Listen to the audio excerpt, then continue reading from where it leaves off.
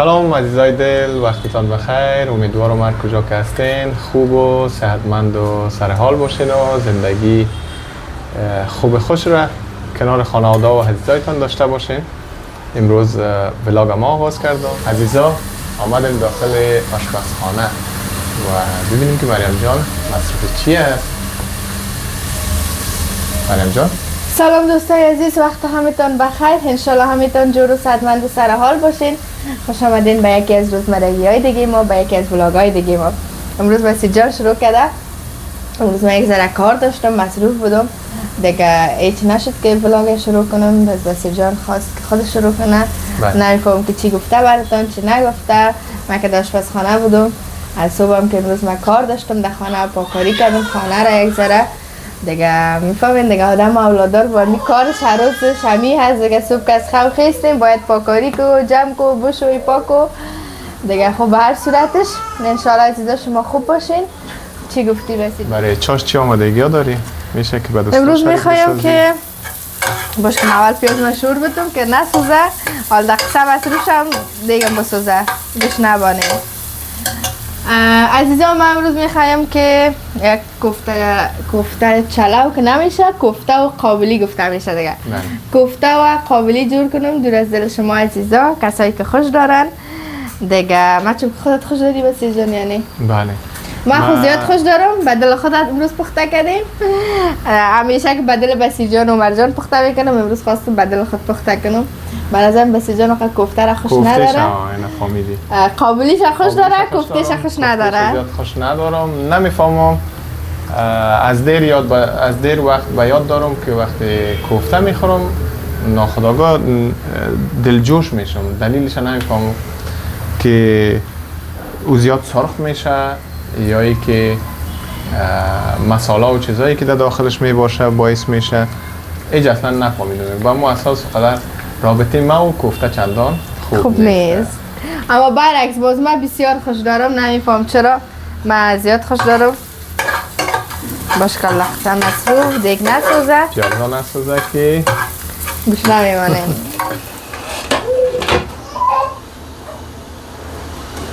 کوفتم دیگه کم کم آماده شده، در جوش مونده.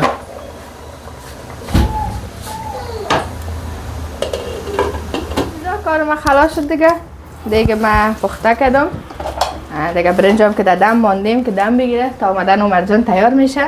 باید بری پشت مرجانم. کم کم وقتش شده که رخصت میشه بخیر میای خانه. حکومت خانه دیگه باید کل چیز تیار باشه، آماده باشه که همه چیز اگر نه باز گریان میکنه. خب گناهش هم نیست، خسته میشه. سه ساعت زیادتر در کودکستان میباشه و دیگه اوجا کودکستان دیگه معمولا کلش فعالیت و ساتریز دیگه، اکتیویتی. برنج دم گذاشته شده تا وقتی که برنج دم میگیره و ای که تا ما میریم باز مرجان میاریم. خواستم یک مقدار برنامه جالب شوه و با شما یک گیم بازی کنیم. البته با مریم جان دیگه. گیم چی؟ یک گیم بازی میکنیم مریم جان. منظور از گیم هی است که شما خود آشپزخانه هستیم، موضوع پخت و پز شده. اگر من میگم اگر موافق بودی خوب، نبودی میتونی که باز چینج کنیم. من 3 غذای افغانی از تو میپرسم. تو میتونی که طرز تهیه‌شه اما تو بسیار فشرده برام بگویی. فینال غذای افغانی مثلا از کابل باشه، از سمت شمال باشه، مثلا از اما کلی دیگه باشه. مشهور غذای مشهور افغانی. اینطور است. غذای مشهور که میگم یعنی در کل جای هست دیگه. تو هم میتونی که از من غذای افغانی پرسان کنی و یا هم غذای هندی خوبتر است دیگه. افغانی را خودت از من پرسان میکنی. خب هندی خوبتر از به نظرم. من میتونم هندی بگم میقدره. خب شروع کنیم. یعنی با طرز تهیه‌اش و کل چیزش در جزئیات هم باید بریم یعنی؟ نه تو جزئیات نه، فقط همون تو به سلسله مراتبش برای ما بگو. باز مام برای تو وقتی که پرسیدیم مام برای تو به سلسله مراتبش میگم و شرطی است که چیزهایی را که میگم اینجا ریکارد میمونه، دوستان میبینه. باز در برنامه‌های بعدی باید هر کدام میز تهیه شود. البته ایتونه که در جریان هفته بعدی یا ولی سلسله مراتب برنامه‌های ما یک تاش آماده میکنیم و با دوستا هم میگیم که اینی غذا رو ما از مریم جان پرسان کرده بودم اینا تهیه میکنه. بس تو بگو که ما اینی غذا رو از بسیل پرسان کردیم ای بر ما تهیه. شروع میکنیم مریم جان. اول تو شروع میکنی یا من؟ نه اول خودت شروع کن وقت خودت گفتی. خب یک غذای بسیار مشهوره که کل دوست داره در افغانستان، البته سمت شمال بیشتر زیاد دوست دارن، داشی. خب عزیزان ما داشی اما هیچ وقت ما نخوردیم، پختم نکردیم، نمیفهم طریقشه.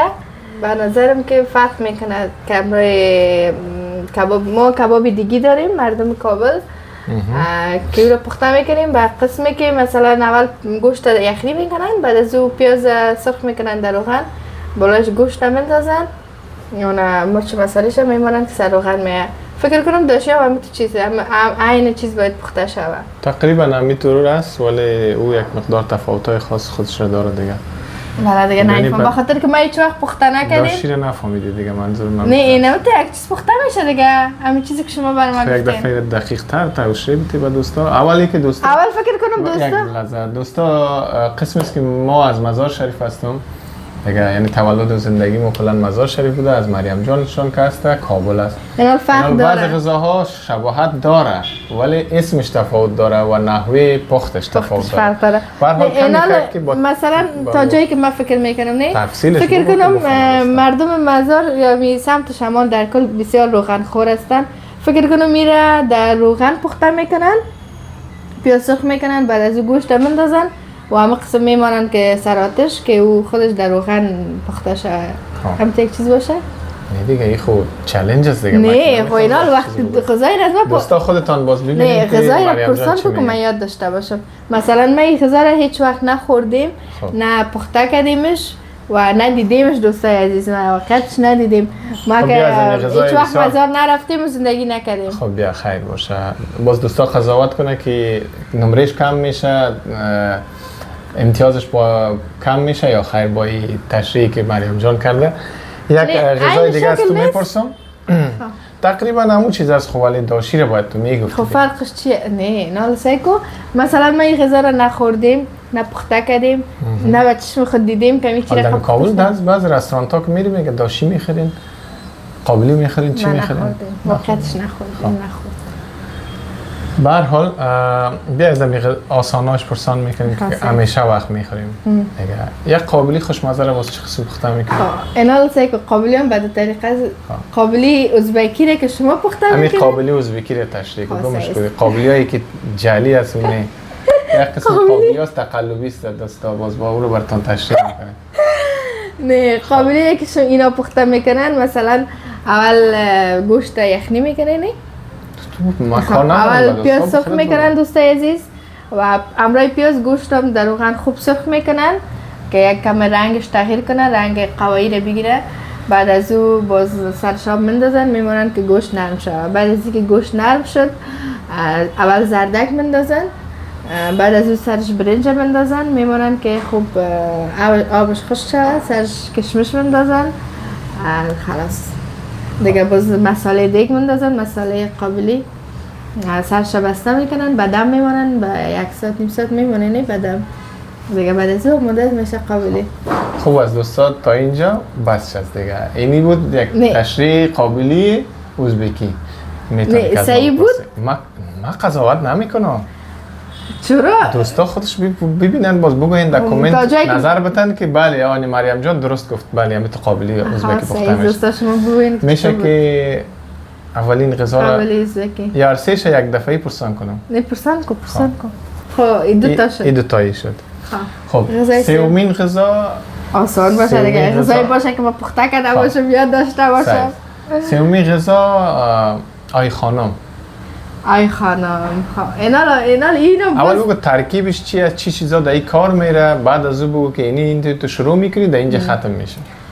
اینی من خب دوستای عزیز آی خانم بعضی هستن که امرای گوشت کوفته یا گوشت قیمه میگن، امرای از او پخته میکنن. بعضی هستن امرای ترکاری و گوشت مرغ پخته میکنن.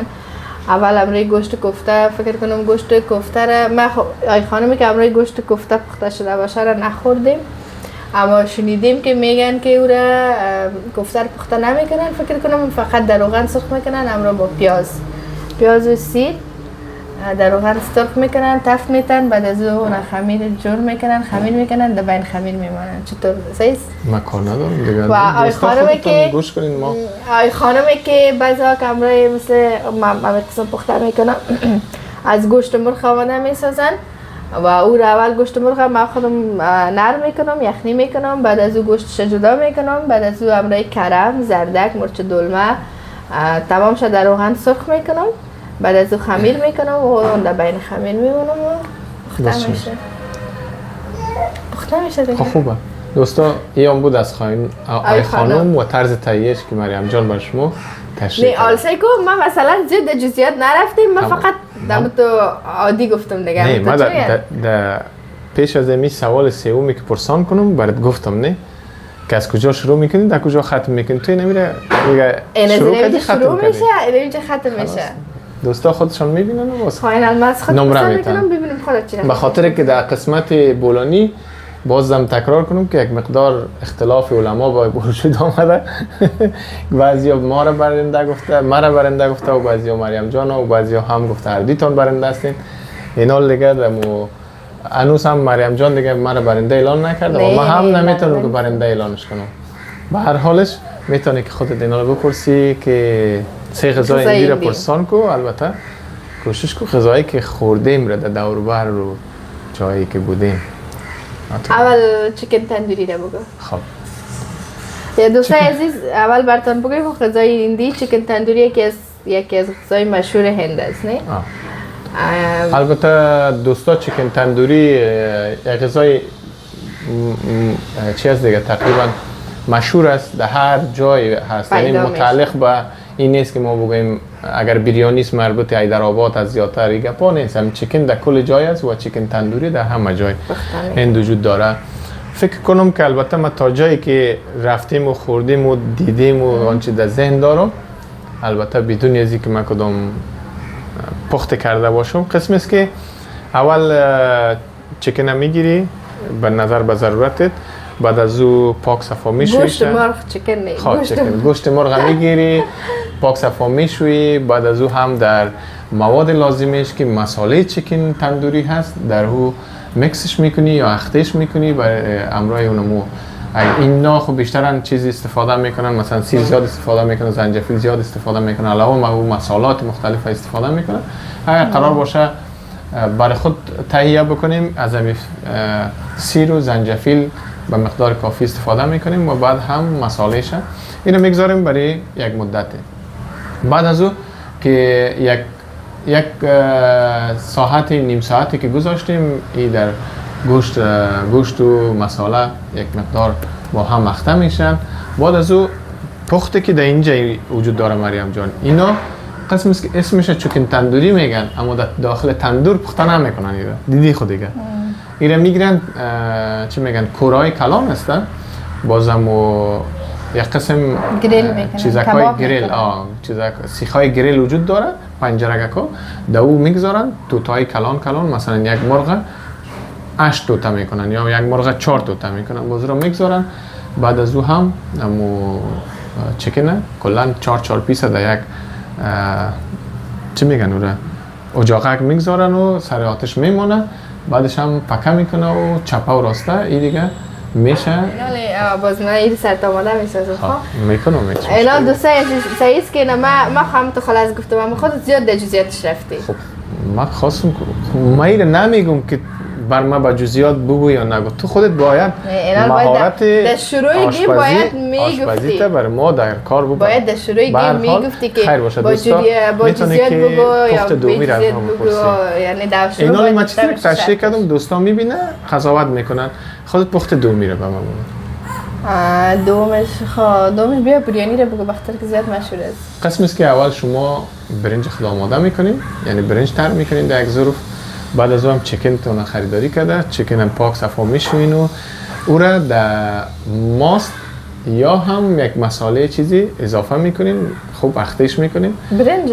نه چکنه گوشت مرغ دیگه ببخشید دوستا که زیاد چکن گفتین در دان مشته گوشت مرغ اخته میکنین میگذارین برای یک چند دقیقه همراه ماست و یک مساله چیزی که داشتین بعد از اون چی میکنین بعد از اون میایین و روغن داغ میکنین یک مقدار پیاز را سرخ میکنین پیاز که گلابی شد پیاز پس میگیرین و بعد از او دوباره چی میکنین دوباره اینمی چکن یا ببخشید نمی گوشت مرغ را در روغن داغ شده یک به حساب تفت میتین دیگه کمی سرخش میکنین دیگه که سرخ شد بعد از او هم یک مقدار اونمو مساله دیگ را البته که خواستین داخلش میریزین خوب چیز شد یک مقدار دیگه آب میپرتین آب که یک مقدار به جوش آمد داخل از دیگه برنجتان میپرتین و برنج مثل می برنجای عادی که ما شما دم میتین یا دم میخوره بعد از اینکه برنج کمه که خود خوش کردم و پیازی را که سرخ کرده بودین سرش پاش میتین یا میمانین در رویش و یک مقدار خوشبو کننده و مواد چیزی دیگه که مساله‌ای که لازم باشه رو برش میریزین بعدش میگذارین برای دم البته یک باریکی ها داره که یکان ذره اگه سلیقه خرج دادی باز رنگ میپرتیده و یکانش سکا میپرتی اگر نخواستین نمیکنین و بعد از دم که 20 دقیقه نیم ساعت نظر به ضرورت برنجتون دیگه برنج چکن بریانی ما شما آماده میشه و از دیگ پایانش میکنین با بشقاب میکشین دوستای عزیز یک رقم به مزه تشریک ما همیل سر چاشت هم از گشنام شده دیگه ما شما آماده است خیره اگر بریانی نیست قابلی چه میگن قابلی همراه کوفته داریم برای دوستا و عزیزان خود دیگه میشه که اما بسیار با جزئیات رفتی و بسیار اما تو با چه میگن لعابش بسیار قصه کردی حالا نمیفهم یک دفعه که آدم گرمه باز گفته میره نه چی نباشه تاثیرات گذشته وجود داره خب خیر میشه که غذای سیومی را از این بپرسی من برای تشریح کنم ببینم که چی میخوایی غذای سیوم چی باشه شیرینی باشه یا شوری باشه نه غذا گفتم دیگه غذا بیا نودلس بگو نودلس این چیزیات پخته میکنن نه البته شاید در دیگه جایا هم رواج شده باشه طرز تهیهش قسم است که اینا یک آش مخصوصی هست او را میجوشونن یعنی یک تفت میتن بعد از او را میگذارن سرد میشه بعدش میاین یک مقدار سبزی و ترکاری با اضافه میکنن البته خاصتا نوش پیاز و کرم و زردک و دیگه مرچ دلمه این 4-5 چیز را حتما در ترکیبشه ولی بعضی هم میتونن بیشتر از او هم اضافه کنن نودلس قسم تهیه میکنن که این چند نوع سبزی را که گفتم میره آماده میسازن بعد از او هم روغن خود داغ میکنن نظر به ضرورتی که نودلس پخته میکنن اینا روغن که داغ کرد معمولا یک دانه تخم میشکنن و داخل یک ظروف را خوب میکس میکنن میپرتن در تاوه دمو کرایی خوب شور میتن یک کمک که تخم خود جامد ساخت بعد از او هم امی ترکاری بابایی را که گفتم نوش پیاز و زردک و کرم و مرچ دلمه و چیزها را میپرته یک مقدار یک دو تا مرچ تازه بعد خوبی را میکس میکنن یک کمک که رنگش تغییر کرد در داخل دیگ بعد از او امی آش در داخل از این میپرته آش در داخلش میپرته خوب میکس میکنن یک کمکی که به رنگش تغییر کرد در این ساس میپرتن کچپ میپرتن ساس نیست سویا ساس ببخش سویا ساس میپرتن کچپ میپرتن دیگه یک قسم مرچ سرخی را که از میکسر کشیدن نه از او داخلش میریزن یک قسم دوستای عزیز مرچای سرخ هست خورش لولا چگک کلا اونو رو از ماشین میکسر میکشن از اون مندازن او دیگه به حد تنده است بسیار زیاد تنده است اینا از او زیاد استفاده میکنن از او قبلا دیگه در مرتبانا و جای چیزا جور کردگی دارن یک مقدار از او میپرتن بعد از او هم یک مساله یک چیزی هست شبیه نمک ولی طعم است میگه او من نفهم کو چی است تو کمک تو دراز است شبیه شکر ولی است او میگه نی طعم است من نفهمیدم که چی است از او کمک میپرتن دیگه نمک و مرچ سیاه و زنجفیلی که اینا را از میکسر کشیدن اینا میپرتن و خوب دیگه تا که اما تا مرحله که آماده میشه و پخته میشه ایره میکس کرده میرن و بالاخره ای باز آماده میشه و در بشقاب میگیرن و سر از اگر خواسته باشین مثلا کچپ میپرته، اگر نخواستین کچپ یا چتنی اگر نخواسته باشین امو تو دیگه در بشقاب میارن و بعد از او نوش جان میکنین و این بسیار غذای مزه‌دار است دیگه دوستان. اینا رو سرتمش پخته میکنم این بود از ببینیم همونطور غذاهای که دیگه که من مزه‌دار که تشریح کردی همونطور مزه‌دار رو پخته میکنی یا نه؟ دوستان میبینیم بخیر. در برنامه ها یکی پای هم یک تا خودت پخته که باز یک تا ما که دوستان انشالله بخیر به خوبی. حالا که مرا چرت ما برد دوستای عزیز بعد از این آب هوای جگر میشم و هر طرف مرچه میآید. اونجا در قاشق دانی ما اینا باز اونجا مرچه آمده. در فکر مرا او برد که اینا از کجا آمدن، چه قسم آمدن. کلانترین مشکل گرمی اینمی مرچه هست که از هر جای دیگه میآید خلاصه. دیگه عزیزا توضیحات 3 نوع غذای هندی و 3 نوع غذای افغانی ما در اینجا با پایان رسیده. گیم البته یک گیم بود، خواستیم یک چند دقیقه وقت ما بگذره تا دیگ آماده شده، کم کم خزام آماده شده. بله آرشیدای ما هم که بیدار شد، اینا بیدار شده. دوستا باید برم و عمر جان رو بگیرم بخیر بیایم و بشینیم و غذای مزه‌داری که مریم جان تهیه کرده را ایران نوشی جان کنیم. من با اجازت میرم اگه آرشیدا رو ببرم پرتم سر جایش. ایران ببرم بیا برین دختری گل. ما از خانه بیرون شدیم، میرم بخیر که عمر جان گرفته بیارم از کازاکستان، وقتش پره شده.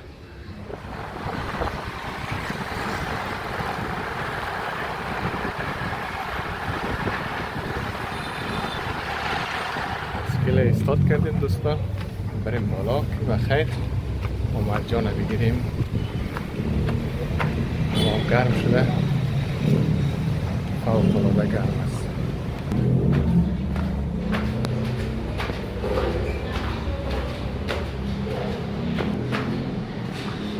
رسیدیم به کازاکستان عمر جان. یا ما و یا عمر جان. سلام بگو. سلام. های. ای. بای بای کو. بای بای. لایک. یس. آیسته آیسته عمر جان.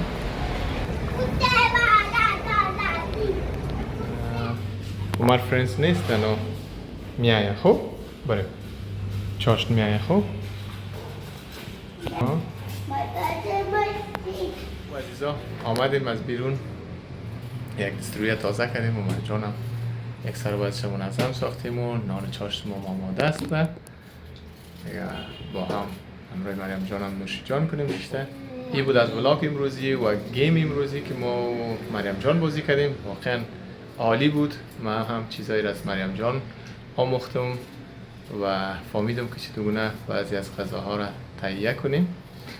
دوستای عزیز اینا رو شما در کامنت ها بر ما بگین کدام ما صحیح گفتیم کدام ما غلط گفتیم.